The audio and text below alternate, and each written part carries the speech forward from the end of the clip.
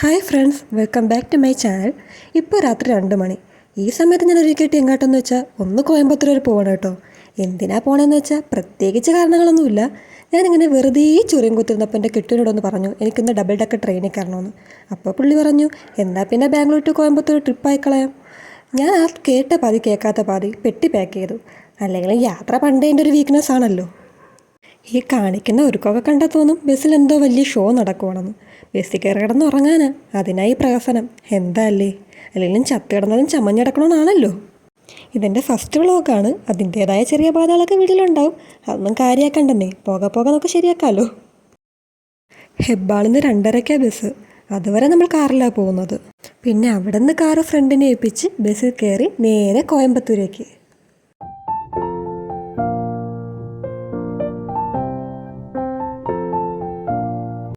2:30 എത്തേണ്ട ബസ് 3:40 കേട്ടോ ഹെബ്ബാൾ എത്തിയപ്പോൾ.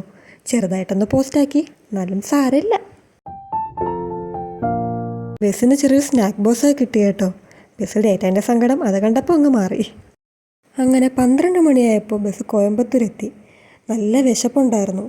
അതുകൊണ്ട് ബസ്സിൻ്റെ 1-2 ഫോട്ടോയും വീഡിയോ ഒക്കെ എടുത്ത് നേരെ ഹോട്ടലിലോട്ട് വെച്ച് പിടിച്ചു.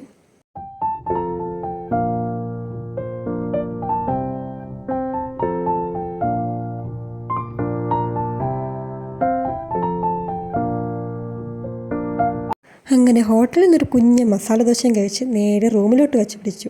റെയിൽവേ സ്റ്റേഷൻ അടുത്തായിട്ടാണ് റൂം എടുത്തിരിക്കുന്നത്.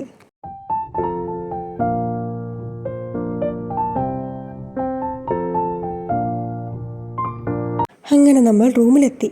റെസ്റ്റ് എടുക്കാനൊന്നും സമയമില്ല. ഇനി നേരെ ഒരു വണ്ടിയും റെൻറ്റിനെടുത്ത് പാലക്കാട്ടേക്ക് പോകണം. പാലക്കാടിന് എന്തെന്ന് വെച്ചാൽ വേറെ ഒന്നിനുമില്ല, രാമേശ്വരി ഇഡലി കഴിക്കാൻ. ഇപ്പോൾ ചിലർക്കെങ്കിലും തോന്നും നമ്മൾ കഴിക്കാൻ വേണ്ടിയിട്ടാണോ ഈ ട്രിപ്പ് പ്ലാൻ ചെയ്തതെന്ന്. അവരെയും കുറ്റം പറയാൻ പറ്റില്ല, കാരണം സത്യതാണല്ലോ.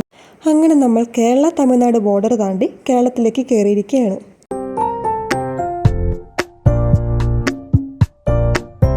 മെയിൻ റോഡിൽ നിന്ന് കുറച്ചുള്ളിലോട്ടായിട്ടാണ് കേട്ടോ നമ്മുടെ ഹോട്ടൽ. വഴിന്ന് വലിയ നിശ്ചയം ഉണ്ടായിരുന്നില്ല. പിന്നെ ഗൂഗിൾ മാപ്പ് നോക്കി രണ്ടും കൽപ്പിച്ചങ്ങ് മുന്നോട്ട് പോയി. കുളത്തിലൊന്നും വെയിലായിരിക്കും.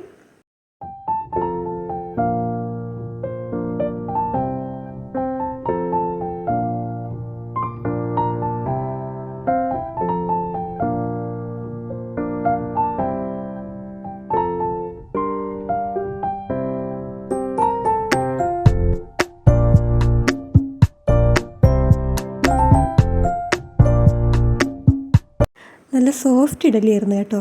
എനിക്കെന്തായാലും ഇഷ്ടപ്പെട്ടു. അതിൻ്റെ കഴുപ്പ് കാണുമ്പോഴേ നിങ്ങൾക്ക് മനസ്സിലാവുന്നുണ്ടായിരിക്കുമല്ലോ. പോകുന്ന വഴി ഒരു വയലിൽ കുറച്ച് മയിലുകളെ കണ്ടു. പിന്നെ അതിനെ നോക്കി കുറച്ച് സമയം കളഞ്ഞു.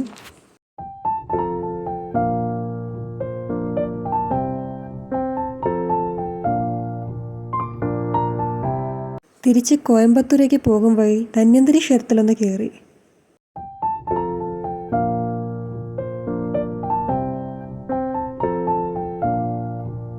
ഇന്നിവിടെ അത്തപ്പൂക്കള മത്സരം ഉണ്ടായിരുന്നു തോന്നുന്നു. ക്ഷേത്ര കോമ്പൗണ്ട് കുറേയേറെ അത്തപ്പൂക്കളം ഇട്ട് വെച്ചിരിക്കുന്നത് കണ്ടു. നമ്മൾ വന്നപ്പോൾ തന്നെ ഓണാഘോഷ പരിപാടി നടക്കുന്നുണ്ടായിരുന്നു.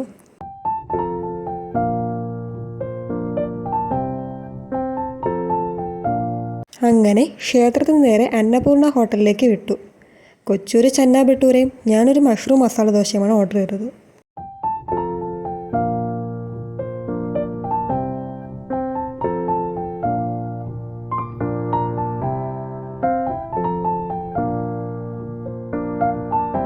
ഈ ഹോട്ടലിലാണ് കേട്ടോ നമ്മൾ റൂം ബുക്ക് ചെയ്തത്. രാവിലെ പോകുന്നതിൻ്റെ തിരക്കിൽ ഹോട്ടലിൻ്റെ എൻട്രൻസ് ഒന്നും കാണിക്കാൻ പറ്റിയിരുന്നില്ല. അതുകൊണ്ട് ഇപ്പോൾ അങ്ങ് കാണിക്കാമെന്ന് വിചാരിച്ചു.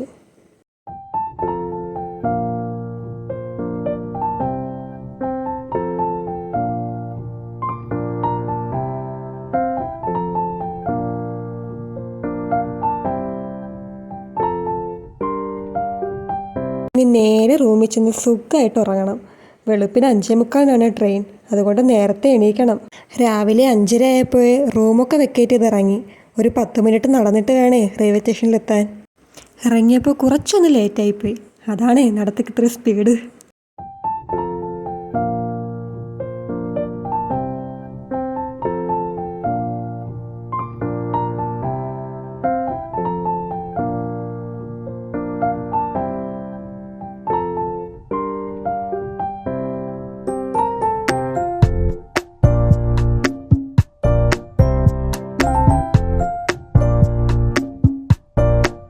ഞങ്ങൾ റെയിൽവേ സ്റ്റേഷനിൽ എത്തിയപ്പോൾ തന്നെ ട്രെയിൻ അവിടെ നിർത്തിയിട്ടിട്ടുണ്ടായിരുന്നു. പിന്നെ ഒട്ടും വൈകിയില്ല.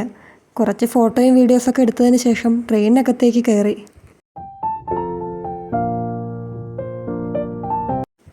6 മണി കഴിഞ്ഞപ്പോൾ തന്നെ ബ്രേക്ക്ഫാസ്റ്റ് എത്തി. പിന്നെ അത് കഴിച്ചിട്ടാവാൻ ബാക്കിയെന്ന് കരുതി, കാരണം നല്ല വിശപ്പുണ്ടായിരുന്നേ.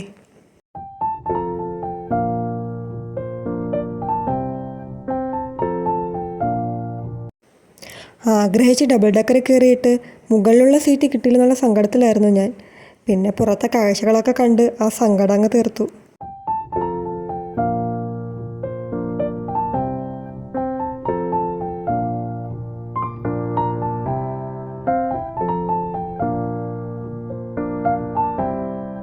Vande Bharat train 15 minute ലേറ്റായിരുന്നു. അതുകൊണ്ടെന്താ, നമ്മുടെ ട്രെയിനും കുറച്ചു നേരം പിടിച്ചിടേണ്ടി വന്നു.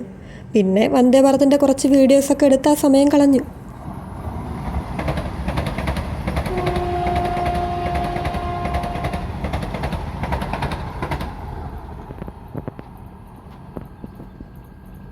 അങ്ങനെ ഞങ്ങൾ കാവേരിക്കടുത്ത് എത്തിയിട്ടുണ്ട്.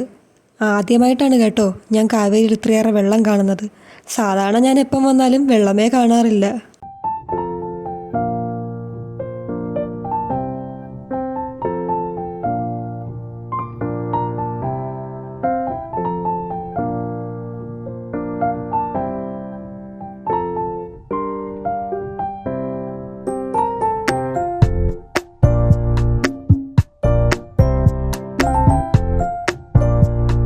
അങ്ങനെ 1 മണിയോട് കൂടി ഞങ്ങൾ ബാംഗ്ലൂർ എത്തി.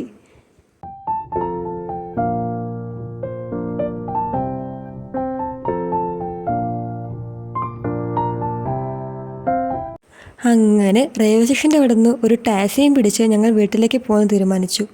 ആദ്യം ബസ്സിൽ പോകാമെന്നാണ് കരുതിയത്. പിന്നെ ഒരുപാട് ലേറ്റാവുമെന്ന് തോന്നിയത് കൊണ്ട് അത് വേണ്ടെന്ന് വെച്ചു. ഓൾറെഡി നല്ല ടയേർഡായിരുന്നേ. ഇനി ഫ്രണ്ടിൻ്റെ വീട്ടിൽ ചെന്ന് കാറും എടുത്തിട്ട് വേണം വീട്ടിലേക്ക് പോകാൻ. വെറുതെ സമയം കളയണ്ടെന്ന് കരുതി.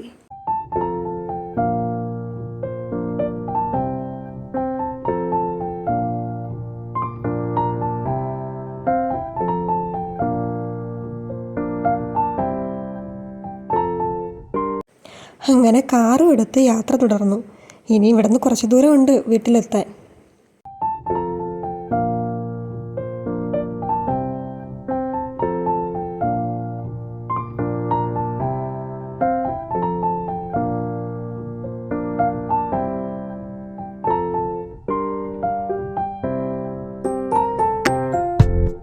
അങ്ങനെ ഒടുവിൽ ഞങ്ങൾ വീട്ടിലെത്തി കേട്ടോ.